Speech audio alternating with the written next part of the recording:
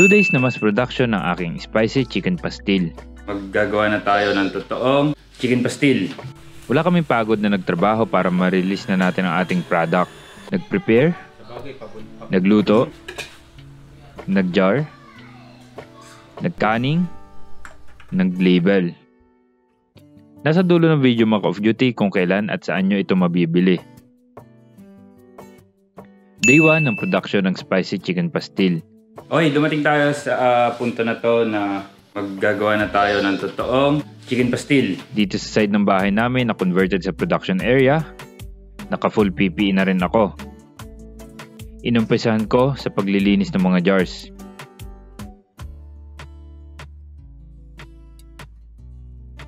Nagsimula magayat ng mga ingredients. Easy ang sibuyas. Sa bawang, grabe, ang hirap at atong tagal. Then naalala ko, may food processor nga pala kami para hindi na mahirap maggayat-gayat. Sinimulan kaagad namin ang pagluluto. Inalat namin ang side na ito ng bahay para sa pagluluto naman. Ito yung dinikitan natin ng plywood para naman hindi maalikabok sa pagluluto. Dahil mahaba ang proseso ng pagluluto nito hanggang pag-jar, kailangan makatipid ng oras at pagod sa proseso, katulad ng paggamit ng hand mixer sa pagshred ng manok. Thank you Sir J. Tripper sa tip. Pinagtulungan lang namin yan ni John Paul.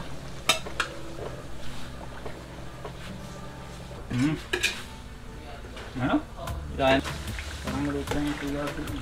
Si J-Man, dishwasher namin. Naglagay sa jar.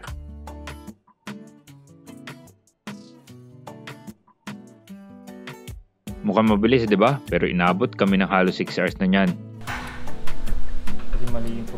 And then, to the next process. Hindi ko na madidiscuss kung ano ang steps namin dahil secret na ito. Pero kaya ako ang gumagawa talaga ng unang mga luto para makabisado ko ang process at ang mga kailangan gawin. Kaya in-ensure ko na ako mismo kasali sa lahat ng steps. Na sa ganon, effective kong maituturo ito sa mga tao na kukunin ko kung paano lutuin ito. In case dumating tayo sa time na mag-hire na tayo ng tagaluto. Ayun ay kung susuportahan nyo ako mga Ka-Off Duty. Ito pala ang pangmalakasan kong pressure canner. Review tayo ng price. 40,000 pesos yan. 75 jars lang ang kasya. At ang pinakamahal na part, ang weight niya. Kaya bawal mawala.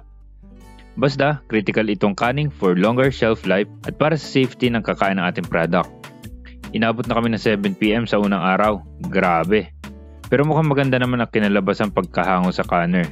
Tignan na lang natin pag lumamig na kauntian.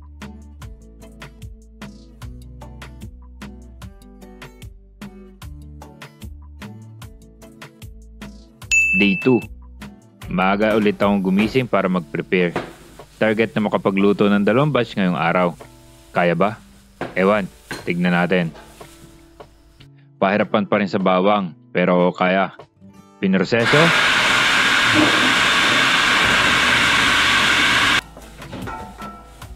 Inimpis ang mga jar sa day 1. At habang niluluto ni John Paul ang pastil, magpe-prepare na ako para sa pangalawang salang. Sa pagja-jar, medyo nangangapa kami. Kasi sa day 1, though pagka-jar ay pare-parehas ng itsura at ang way namin, pagkatapos ng canning, merong mas maraming oil, merong mas konti. Pero makakabisado namin yan for sure. Dahil nagtry kami ng 2 luto, nag-set up kami ng isa pang kalan sa isang gilid. Para lang naman ito sa pressure canner, kaya wala pa kaming rack para dito. Dumating sa pagja-jar ng second batch sa day 2 at inulit ang proseso. Inabot kami ng 9 PM naman hanggang matapos ang canning. Grabe na yan minsan. Tinitiwari ko ang mga jars para sa leak test. Kung mag-leak man ito, hindi siya pang benta. Tinikman ko rin yan para sure tayo na parehas pa rin ang lasa. Maramihan na kasi ito eh. Nagbukod din ako ng ilang jars para sa shelf life testing. At sa wakas, natapos din at dumating ang ating label sticker. Ito ang itsura na extra na variant at ito naman sa mild. Meron din para sa takip yan. Idikit na natin sa mild.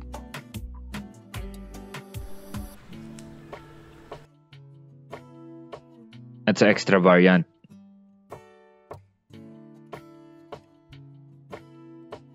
nilagyan din namin ng best before date. 3 months muna ang nilagay namin hanggang hindi pa tapos ang shelf life testing namin.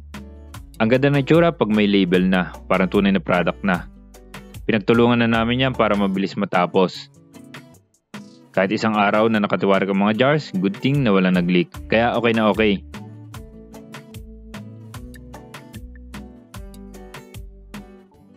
Pagkatapos ng label, plastic seal naman ang nilagay namin.